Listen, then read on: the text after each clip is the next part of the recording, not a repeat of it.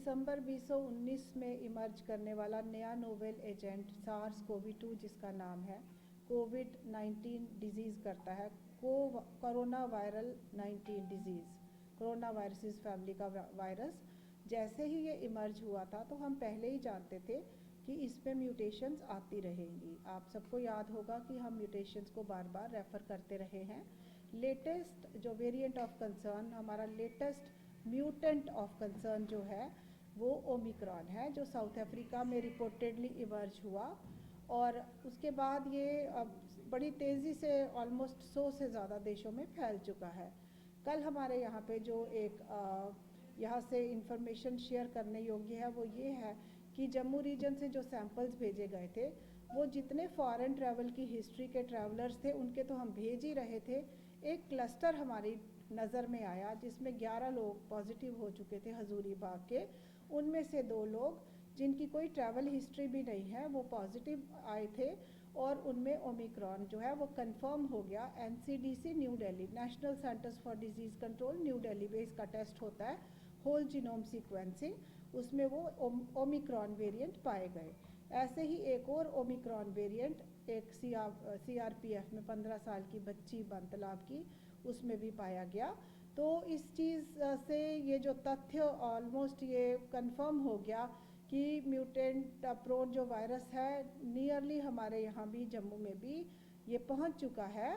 और ज़्यादा details researchers ने प्रेडिक्ट भी किया था, प्रूव भी किया था और ढूंढ भी पाए हैं, टाइम पे बता भी देते हैं कि ये ओमिक्रॉन है। लेकिन सबसे ज़्यादा हमारी आम नागरिक, आम व्यक्ति, हर जनता के सदस्य के समझने की बात है उसका अपना रोल, कोविड एप्रोप्रिएट बिहेवियर। क्योंकि जैसे ही वायरस को नए नए पेशेंट्स, नए नए ह्यूमन होस्ट्स मिलते रहेंगे, उसमें मल्टीप्लिकेशंस होती रहेंगी, तो उतने ही म्यूटेशनल इवेंट्स होंगे, उतने ही म्यूटेंट्स अपीयर होते रहेंगे। हज़ारों म्यूटेंट्स अभी तक अपीयर हुए होंगे लेकिन वो म्यूटेंट्स ऑफ कंसर्न या वेरिएंट ऑफ कंसर्न नहीं बन पाए।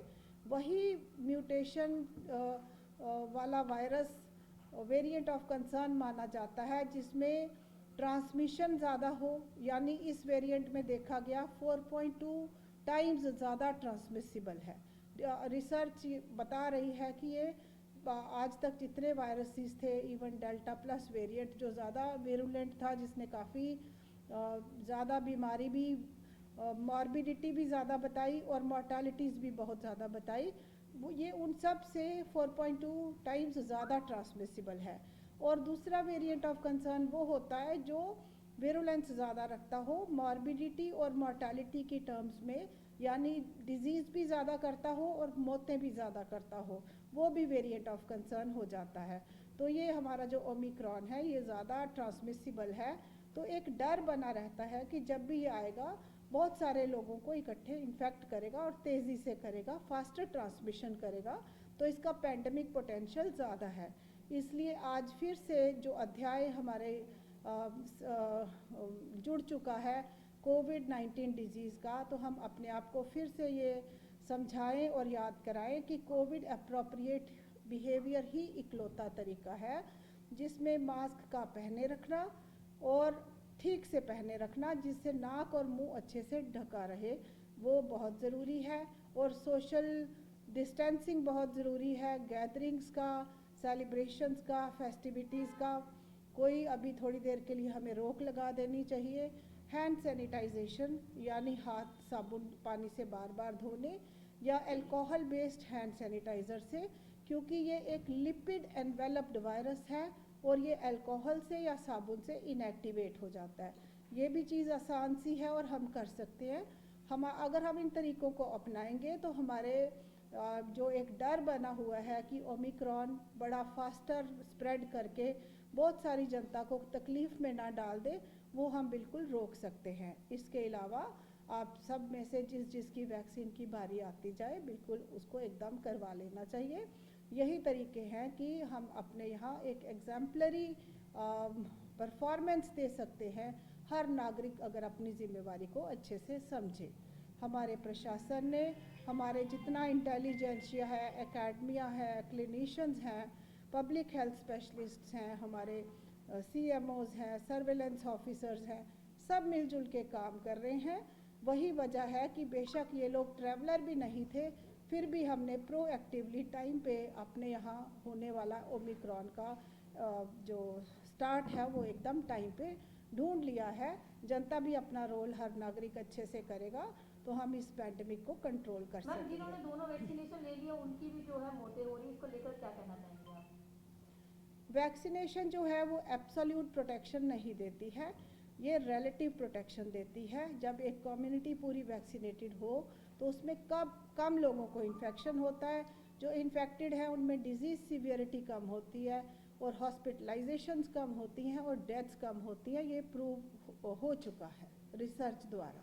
मैम, अभी जो केसेस आए हैं, क्या उन केसेस में तीनों जो शख्स पॉजिटिव आए हैं ओमिक्रॉन के, उन्होंने क्या डोज की वैक्सीन? और वो 2 लोग वैक्सीनेटेड थे जो बड़ी उम्र के, एक छोटी बच्ची 15 साल की वैक्सीनेटेड नहीं थी। हॉस्पिटल एडमिनिस्ट्रेशन की किस तरह की तैयारी है? आने वाली वेरिएंट जितना कि ये आ चुका है, अब की तैयारी किस तरह की है? जब से कोविड आया है या अभी ये चाइना में ही था, तो ये हॉस्पिटल या हमारा जो हेल्थ केयर इंस्टीट्यूशन है, इसने अपनी जिम्मेवारी डे 1 से अच्छे से समझी भी है और निभाई भी है, और ये अपनी क्षमताओं को बढ़ाता चला गया है। In terms of human resource की अगर कोई कमियां थी तो स्टाफ रिक्रूट कर लिया गया, और अगर ट्रेनिंग्स की ज़रूरत थी जिसमें सैंपल कलेक्शन, ट्रांसपोर्टेशन, स्टोरेज से लेके टेस्टिंग से लेके आज हम सैंपल बाहर भी भेजते हैं, वो भी पूरा कर लिया गया। मैनेजमेंट की दृष्टि से हमारे यहाँ ventilators, oxygen supported beds, oxygen generation plants, liquid medical oxygen tanks, सब कुछ टाइम पे लाया गया, कहीं भी हम अब कम नहीं पड़े। लेकिन जब एक महामारी होती है तो ये कोई गारंटी नहीं की जा सकती कि इतने ज़्यादा पोटेंशियल या इतना ज़्यादा मैग्नीट्यूड महामारी का हो कि हमारी तैयारियां कम पड़ने लगे। तो ये सारा जनता पे भी निर्भर है कि वो कैसे रिस्पॉन्सिबल बिहेव करते हैं, क्योंकि हम चाहते हैं वैसे लॉकडाउन्स की नौबत ना आए, एक डिसिप्लिन्ड मोड में हर कोई अपनी ज़िंदगी जिए, ज़िंदगी नॉर्मल भी चलती रहे। अगर हर कोई कोविड अप्रोप्रिएट बिहेवियर का पालन करेगा तो जैसे हमारे यहाँ मेडिकल कॉलेज में भी हमारी क्लासेस चल रही हैं, स्पोर्ट्स एक्टिविटीज़ भी हुई, कल्चरल एक्टिविटीज़ भी हुई, वो इस वजह से हुई कि हर नागरिक, यहाँ का हर स्टूडेंट, फैकल्टी मेंबर या हर स्वास्थ्य कर्मी ये जान चुका है कि कोविड अप्रोप्रिएट बिहेवियर क्या है। अगर थोड़ा भी शक हो तो रैट टेस्टिंग भी, हमारे काउंटर्स भी अवेलेबल हैं, पूरे शहर में भी अवेलेबल है, हर जगह सरकार ने उनकी अवेलेबिलिटी कराई है। टेस्टिंग फैसिलिटीज़ में कोई कमी नहीं है। अगर कोई बीमार हो तो ऑक्सीजन में दवाइयों की कोई या फिर दवाइयों की कोई कमी नहीं है। तो ये सारे मिलजुल कर ये अगर दायित्व को समझे हर कोई, तो मुझे लगता है कि कोई भी चुनौती इतनी बड़ी नहीं है। जिस इलाके में ये केसेस आए हैं, क्या वहाँ पर टेस्टिंग वगैरह चल रही है? वहाँ पे थाउजेंड्स में जितने उनके कॉन्टैक्ट्स या आगे पीछे के लोग हैं, सैंपल्स कलेक्ट कर लिए गए हैं। और बिल्कुल अपना रोल प्रशासन भी और हमारे हेल्थ केयर जो हेल्थ सिस्टम है वो भी पूरी अच्छे से। जिस तरह से आप कह रहे हैं कि ये बड़ी तेजी से फैल रहा था, अगर ये लोग कहीं शादियों में या कहीं बाजारों में गए, क्या लगता है आपको आने वाले दिनों में इससे केसेस और भी सामने आ सकते हैं? अगर कोई शादियों में जाए या बिल्कुल गैदरिंग्स में जाए तो आपको उसको ये समझना है कि मास्क नहीं खोलना है, सोशल डिस्टेंसिंग का पालन करना है, और कि कहीं क्लोज्ड कंपार्टमेंट्स में, क्लोज्ड हॉल्स में भी नहीं ज़्यादा लोग इकट्ठे होने चाहिए। वेल वेंटिलेटेड हॉल्स में, यानी हवा बिल्कुल क्रॉस वेंटिलेशन हो, ये सारी चीज़ों का अगर ध्यान रखते रहेंगे तो कम से कम लोग इन्फेक्ट होंगे। हर एक को इन्फेक्शन से बचाना अपने आप को अपनी जिम्मेवारी है। मैम, आपने कहा कि ये डेल्टा प्लस 4.2% ज़्यादा है, तो नॉर्मल एक पेशेंट जो है कितने लोगों को इफेक्ट कर सकता है?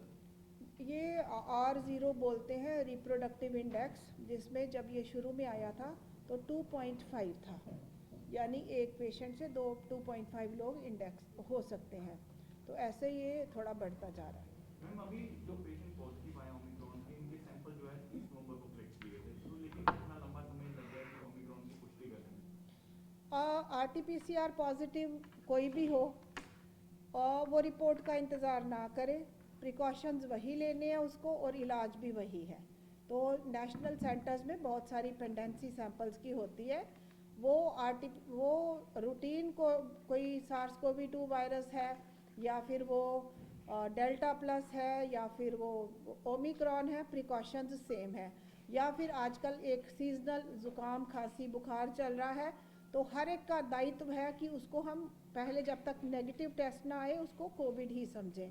तो वो भी हमें आगे बढ़ने नहीं देना है। तरीका वही है, मास्क पहनना है, सोशल डिस्टेंसिंग करनी है, हैंड सैनिटाइजेशन, हर कोई प्रैक्टिस करे अपने घर में कोविड अप्रोप्रिएट बिहेवियर, और रूटीन जो सीजनल फ्लू लाइक कोई भी डिजीज़ हो उसको आगे ना बढ़ने दें।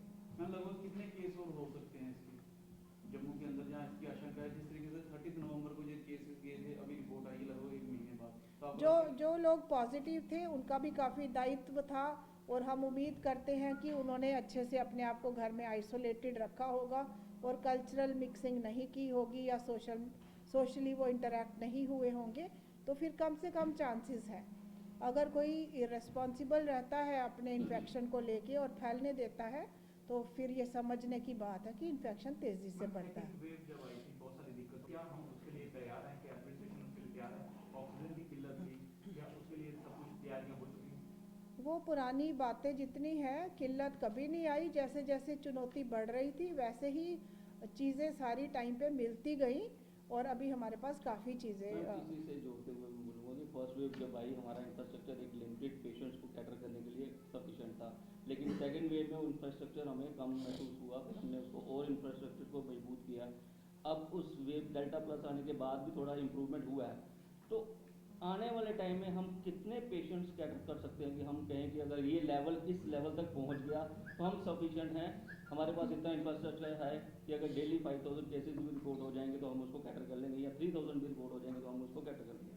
उस लेवल तक, किस लेवल तक आपकी तैयारी, चुनौती कहाँ तक आप झेल पाएंगे आज के इंफ्रास्ट्रक्चर जो आपके पास अवेलेबल है? बात आसान और बहुत समझने की है कि बहुत विकसित देश जो कभी भी हारे नहीं थे, वहाँ पे भी हमने ऐसे हालात देखे कि वो पूरा नहीं पढ़ सके। नहीं, हमने एक लेकिन लेवल तक तो अपनी तैयारी की होगी हमने ना। मैक्सिमम तैयारी कर ली है, लेकिन जब ये एक महामारी होती है तो मुझे लगता है कि बार बार प्रार्थना है हर व्यक्ति को, हर जनता के हर सदस्य को, कि वो लेवल उससे उतना जो सेकंड वेव में पहुंचा या पहली में, उतना तो क्या उससे बहुत कम शुरुआत ही नहीं होनी चाहिए, जो हम सबके हाथ में है।